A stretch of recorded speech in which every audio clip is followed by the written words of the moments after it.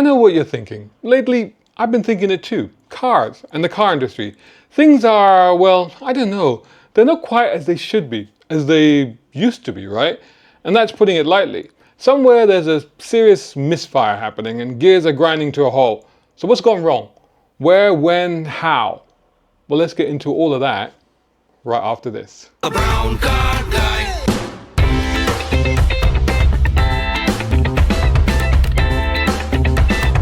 Brown car guy. What is going on? The problem with cars and the car industry these days amounts to driving a never-ending motorway of misery while you're on flat tires in thick pea super fog with no brakes. I mean, really, when it comes to motoring, is this the end of days? Okay, no, of course it isn't. Well, probably isn't. I mean, maybe. Okay, look, who knows? But why do I sound so gloomy about it all? Well, where do I begin? Let's start with automotive nanny systems. Sorry, I mean driver's aids. I remember even 6 years ago driving a Volvo down Sheikh Zayed Road in Dubai. And much to my absolute shock and surprise, it automatically switched lanes, thinking a driver, wildly swerving across 3 lanes to the next exit, was going to crash into me. He wasn't. That's just how some people drive over there. These systems are supposed to make driving safer and easier, but they also make you poop your pants. I mean, the number of times I've been carefully parking a car and it suddenly slammed to a halt with me jumping out convinced that I'd hit something. I didn't. It's just the auto braking system that's overcompensating. Take some of those lane keep assist systems. No, really, take them. Take them away from me. I mean, they really do my head in. Especially where the steering wheel constantly seems to be fighting you. It's like having a nervous co-driver in the other seat constantly reaching across and grabbing the wheel. Have you been in a situation driving along and someone in a parked car on your side of the road suddenly starts to open the door? So you move across to avoid it, perfectly capable of seeing that there's no one coming the other way, so it's okay to do so. And then the bloody car tries to pull you back over again. What the hell? When I'm driving, I really don't want to feel like I'm playing tug of war with my damn car, which I seem to be constantly in conflict with. So many times I've been on press launch drives where after a few miles, I've literally had to pull over to try and figure out how to shut these systems off. And that's no easy task sometimes, by the way. It's often only possible by a series of completely unintuitive menu selections on an infotainment screen. They're usually buried so deep, it's like you're trying to hack the Pentagon. Cruise control, I don't mind. However, I only started using them years ago to avoid the possibility of overspeeding when all this cameras started popping up everywhere on the motorways. But adaptive cruise control systems, motorway autopilot style systems, sheesh. When you're motoring along and suddenly your car hits the brakes because the person 3 miles ahead has just decided to coast along at 50 miles per hour, brilliant. There's a car that thinks it's smarter than me and yet it is trying to get me rear-ended and squashed by a fully laden 18-wheeler HGV. And this semi-autonomous driving systems, they're really just lulling you into a false sense of security, essentially encouraging you to sit there scrolling through TikTok while at the wheel, only to then be captured by the new AI cameras that I just told you about in another video, which can peer into your car and know when you're holding the phone. It's a trap! It's entrapment even! In fact, all these systems are making it so easy to motor along, they make the driver lazy instead of attentive. It's basically just dumbing us all down, preparing us for... No, actually, let's put it another way. Weaning us off the addiction to driving so we'll readily accept fully autonomous vehicles, which are likely sooner than later now with the advancements in AI and will probably genuinely become a thing by 2030, I reckon. Back to today though. And how about cross-traffic alert for when you're reversing out of parking slots? Supposedly, you don't even need to look back because of these and the 360-degree cameras that you have. Talking of cameras, I absolutely detest the digital side mirror cameras and screens. I mean, what a great idea in principle. It's very sci-fi, and some of you know that I'm a big Trekkie. But as an old school driver, I tend to use the mirrors, real mirrors, to give me an idea of depth and angles. If there's a blind spot in the mirror, I move my head forward to try and see more. Before changing lanes, I don't rely on blind spot indicators and warnings. I turn and I look over my shoulder. But these digital screens, you can only see what it shows you, and that too in flat 2D. And if you don't see what it is showing you, it'll beep at you or bong at you. Same goes with like the proximity sensors and now the speed limit and the overspeeding warnings and all the various other utterly inexplicable warnings that I'm usually clueless about each time I get into a new press car. Some of them beep and they ding and they bong so much and so frantically it's like having a conversation with an irritated R2-D2 after C-3PO has again just stated something particularly inane. With these systems doing all the work for you, it's all a bit like you've given up on life and you want your car to just take over. And that, after all, is what they're trying to do, surely. Turn us into passengers in our own cars. And as I said, get us used to being driven by machines rather than driving the machines. We're getting there already. Drive-by-wire, electric power steering, those things really ruined the Porsche 911 for me. CVT automatic transmissions and automatically adjusting suspension systems that recalibrate 1,000,000 times a second. I mean, that's almost as quick as McLaren introducing yet another supercar variant. I mean, can you keep up with them? Anyway, the point is, you can't feel the road anymore. You can't hear and sense the crunching, clacking, smashing of the mechanicals. You can't sense if the car is frantically near its limits or still think it's just tootling along on the school run. We're getting further and further away from the visceral experience of driving. Forget analog, we're not even talking a digital driving experience anymore. It's now essentially getting virtual. Don't believe me? Well, you remember when Pierce Brosnan's James Bond rolled around in the back of his 7 Series driving the car remotely with his phone? Well, real-life BMWs have been able to do that, getting themselves in and out of parking spots for quite some years now, as have some other brands. And with drive-by-wire systems, you're essentially doing the same thing, even when you're at the wheel. All right, let's leave cars for a bit and look to the madness of the motor industry. Well, it's in the process of slowly going mad, isn't it, right? I mean, in 35 years of covering the car industry, I have never seen it in such a state of utter confusion. It's like Doc Brown constantly going back in time in his DeLorean and fluxing up the future and then running around shrieking, "Great Scott!" and passing out as he realizes what's happened and tries to fix what he already broke by breaking something else instead. It's a never-ending cycle of prophetic doom that you've just got to hit the brakes on, right? The automotive industry is having a full-on identity crisis. It doesn't know whether it wants to save the world, make money, or just curl up in a corner and cry into its oil sump. It's torn between the tried and tested 130-year-old internal combustion engine, hybrid tech, halfway house plug-ins, elaborate hydrogen fuel cells, or God knows what else. Actually, nobody really seems to know what the hell they're doing anymore. The manufacturers are like headless chickens running in every direction, hoping that one of them accidentally stumbles upon the billion-dollar answer to the future of mobility. You can see that in the way they keep making announcements and then backtracking on them. Like Volvo, just recently officially abandoned its target to produce only fully electric cars by 2030, admitting it will still be selling some hybrid vehicles by that date. This is blatantly going back on a commitment it made 3 years ago. And just a day or two ago, Renault CEO Luca De Meo is reported to have warned that Europe's auto industry could face fines of as much as 15 billion euros, that's nearly $17.5 billion, for carbon emissions due to slowing demand for electric vehicles. You see, car makers face tougher EU CO2 targets in 2025 as the cap on average emissions from new vehicle sales falls to just 94 grams per kilometer from what it was in 2024, which was 116 grams per kilometer. If the car companies can't do it, they have to pay up, or they would have to cut production of around 2.5 million vehicles. You know what that means, right? Factories shutting down, industries closing, and jobs being lost. You know what else that means? To make up the shortfall in cars, which at the end of the day, the market will still need, Europeans will be forced to buy Chinese cars despite the 50% tariff now being imposed on them. And you know what that then means? Greater global carbon footprints and emissions due to these cars being built there and shipped here, all because Europe's own car companies are fined into extinction in an attempt to reduce CO2. It's like going on a diet by throwing out all the perfectly good food in your house only to end up binging on takeaways every night, because guess what? You've still got to eat, right? But that food's going to cost you more, it's going to make you sicker, and then there's all that packaging that's going to go into landfill. You see what I'm getting at? Europe's car industry is so busy meeting its impossible targets that it's outsourcing the very thing it's trying to fix. Then there's the case of car companies that just had one job.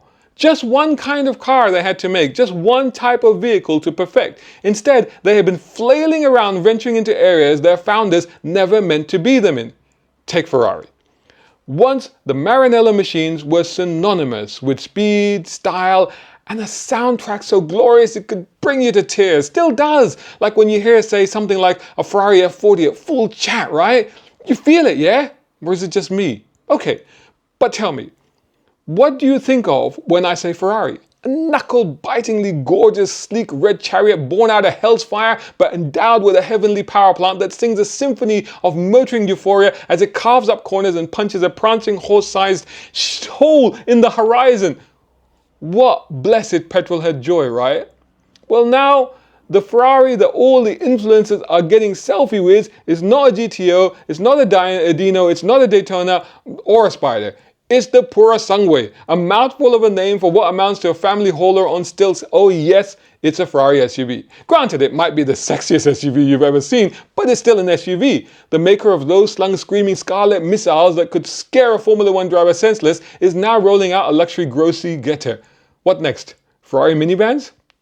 Oh, but wait, to be fair, they're just following Lamborghini, the Urus, because apparently what the world needed was a Lamborghini with enough boot space for a family picnic basket.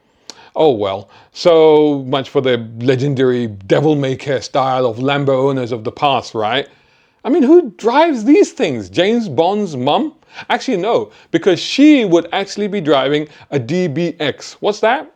An Aston Martin SUV, of course. Aston, the brand of Bond, the brand of suave sophistication, daring action, evolving into a brand of Cayenne copycats. Well, I guess Bond has a family now, so this is the car he will need. But what happened to Lotus? Remember the founder Colin Chapman's mantra? To make it go fast, simplify and then add lightness. Well, Lotus, which until 2 years ago still made the most engaging and exciting sports cars on the planet, not only got complex by adopting electricity, but also abandoned lightness, not just with heavy EV battery packs, but by introducing the big Electra luxury EV SUV. Colin Chapman is right now spinning in his grave at 8,000 RPM. Hey, are you enjoying this video? Then make sure you hit the like button. It's very important. Plus, comment, share, and make sure you're subscribing. On the other hand, what about the cars that were meant to be fat and ferocious? While thank God Ford is staying the course with the V8 Mustang, Chevrolet has killed the Camaro. Likewise, the mighty Hemi Dodge Challenger Charger duo is dead. Wait, what? I'm sorry, but when did Dodge get an environmental conscience? This is the company that gave us the Hellcat Red Eye, for devil's sake. A car so loud and angry you expected it to breathe fire down the drag strip and demand a sacrifice every time it completed the quarter mile in 10 seconds or less. A Dodge without a hulking, great, whining, grunty, supercharged V8 is like an apple pie without apples. It's no surprise that Walter Chrysler's great-grandson just tried to put in a bid to buy back Chrysler and Dodge from Stellantis, the European giant that also owns Fiat, Citroën, Peugeot and Vauxhall. Unfortunately, they told him to go take a hike on an electric scooter, which probably wouldn't even have got him to the airport, never mind all the way back to America. There is a new Dodge Charger out this year. It's electric, and eventually there will be a V6, but no V8. Come on, that's like bringing a pillow to a punch-up, like a heavy metal band rocking with ukuleles, like a cowboy without a six-shooter. The whole point of Dodge muscle cars was unapologetic, gas-guzzling madness. They were the kind of cars that made your neighbors hate you, but also secretly envy you. You didn't care either way, because the car fired you up on a sleepy Monday morning and made you glad to be alive. So while the big players were all busy watering down their identity and scrabbling about trying to figure out electricity, along came China, as I've already mentioned, quietly slipping into the car world like automotive ninja assassins in the night. They are pumping out cars, and especially cutting-edge EVs, by the bazillions. And you know what? They're pretty good. The cars are smart, affordable, efficient. Time will tell how the whole EV era will play out. They're here to stay, of course, but as things stand, the Chinese caught the old world car world napping at the wheel of their fossil fuel jalopies. I mean, sure, all that the Chinese are doing is producing the same copycat, identikit, samey-wamey blandmobiles with batteries and tech no driver can fathom. They may be soulless, but like I said, You can't really fault them. Some Chinese cars are genuinely brilliant at what they do. Frankly though, isn't that just the way of the world now anyway? I mean, Stellantis owns everything and Volkswagen owns whatever's left. Badge engineering is now all the rage. But the genuine uniqueness of each individual brand has long been diluted and distilled into sugar-free decaf light. I mean, in the past, even blindfolded, don't drive blindfolded, but you know what I mean, you would know when you were driving a perky Peugeot, a quirky Citroën, or a vacuous Vauxhall. But now, you'd be scratching your head to discern the difference until you got out and looked at the badge. That goes for most current car makers, let's be honest. You could these days, quite conceivably, pick up a rental at an airport, drive a couple of hours to your destination, book into a hotel, and the next morning wander out bleary-eyed into the car park and not be able to recall what car it was that you arrived in. And that's you being a car person. This is partly, though not entirely, because the soul has been sapped out of cars through charging sockets, plus also because of bean counters and legislation. Electric cars are clean, they are quick, they are comfortable, and they're certainly quiet. But are they fun? Well, the BMW i4 M50 is, but you know what I mean. Look, okay, I know, I've experienced it. The incredible instant torque of an EV chucks you back in your seat so hard, it literally takes your breath away the moment you flex your right foot. And have sick bags ready, yeah? Because your passengers are going to throw up from the shock of the disorientation. But on the other hand, it's like riding a roller coaster in which everyone is just sitting there silent and serious. No screaming, no drama. You know what I want when I floor the right pedal of a great car? I want the whole street to know. I want small animals to flee for their lives, and I want children to drop their lollipops in awe. I want to feel like I've ignited a volcanic eruption under the bonnet. With EVs, it's like being shot out of a cannon with earmuffs on. So does the joy of driving still exist? You said yes, didn't you? Where? Classic cars, right? Maybe. But where's the actual driving bit of that equation? I mean, classic car ownership should be about caring for it, cajoling it, curating it, and cursing it when it starts clanging and smoke starts streaming from the engine bay as you're forced to pull over.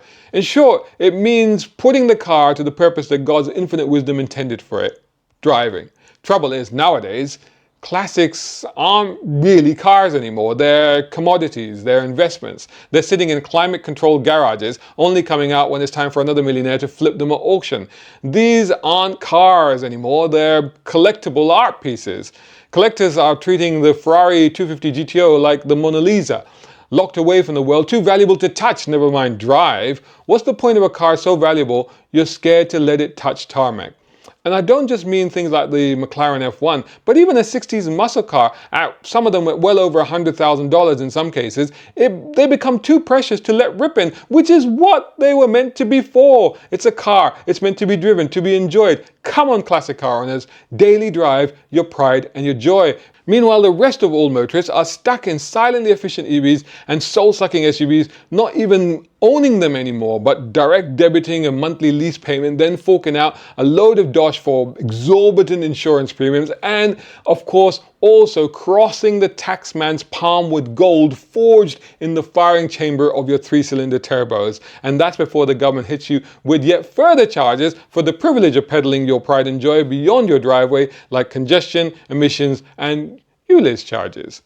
So look, here's how it all stands. You've heard me rant and rave, but we still hold the keys to our cars. And as long as we have those keys, they can't take away the thrill of driving from us. Not yet, though. They could, in the near future, take our keys and our cars. I predicted as much in my book, Quantum Races, Lessons from the Finish Line, available now on Amazon.com. Plug, plug, plug. But if you want to stop that from ever happening, we can't just sit by idling our engines. Oh, there's a fine for that too, by the way, now. Cars aren't just appliances to get us from A to B. They're expressions of freedom, of passion, of who we are. Driving used to mean something. It was about identity, adventure, freedom. They're not meant to be bland, efficient appliances, soulless tech pods that just move us around without a shred of exhilaration. This is a rallying cry to all petrolheads, gearheads, motoring enthusiasts, whoever you are, the ones who know that a car isn't just about getting somewhere. It's about the experience and joy of getting there. Take a stand. Turn your keys in those ignition barrels, rev your engines, make some noise, remind bystanders what a real car looks, sounds and smells like. Because if we don't, the thrill of driving, the roar of a V8, the scream of a high revving engine and the joy of a manual gearbox, it'll all be history. Do we really want to live in a world where the best we can do is sit back and let a computer drive us around while we lament our lack of Insta followers? I mean, you can choose to accept the sterilized, risk-free, guilt-free, autonomous personal pods of a future that preciously preserves you while decrying the over-infestation of the planet by people. But you'll get slotted into a box on a table as a number. Remember the prisoner's cry? I am not a number, I am a free man. He predicted it in 1967. And it's happening, folks. Or instead, lay down a set of streaky 11s in the smoking sludge of melted rubber, leaving behind the scent of petrol and rebellion, because if we fight for it, we might just keep the roar of engines alive, preserve the freedom to go where we want, when we want, and most importantly, how we want. This isn't just about the cars. It's about us, about our freedom to feel alive behind the wheel. Let's take back the roads, one screaming engine, one burning tire, one defiant gear change at a time, and may they hear us coming.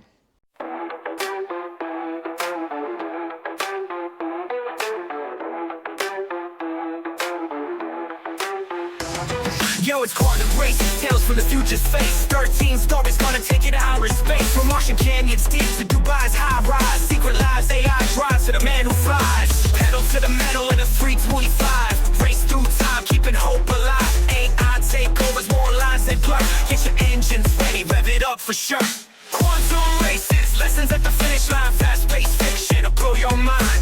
Tap and turn, more survivals to grind. Get lost in the pages, see what you find. Past predators hunt, tomorrow's man leads. Dystopian dreams where the future feeds. From India to the Middle East, stories collide. Uncharted roads in this epic ride. Jump in the driver's seat, feel the thrill. Spinning through the cosmos, chasing that chill. Worlds without wheels, secrets to unfold. In quantum races, legends are told.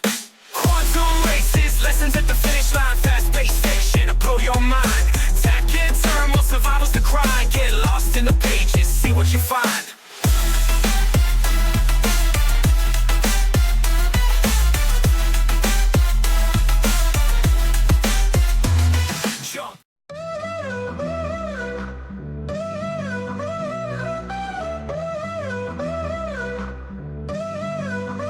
Yo, it's Max Fern up in the place to be. Motoring journalists fighting for the city's free. Eleanor Rodriguez got my back in a mix. Secrets of the steel, she's breaking all the tricks. Fox Jackson's on the scene, tech genius supreme.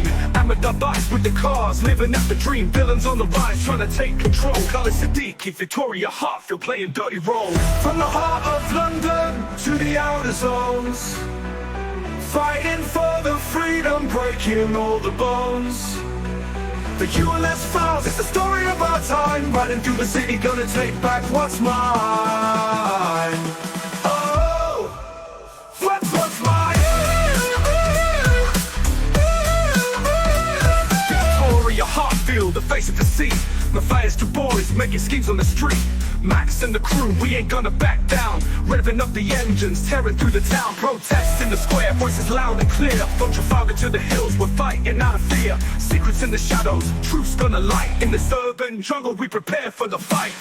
From the heart of London to the outer zones, fighting for the freedom, breaking all the bones. The clueless files, it's the story of our time. Riding through the city, gonna take back what's mine. Oh, what's mine? Tune in, let the story unfold. The ULS files, it's a tale to be told. Max Turner, Eleanor, the team so strong. In the fight for freedom, we keep rolling on. Check this out, guys. It's my book, it's my first novel, and it's written for car fans like you. It's a fun political action thriller. It's full of cool cars and spectacular action. Get your copy now at Amazon.com.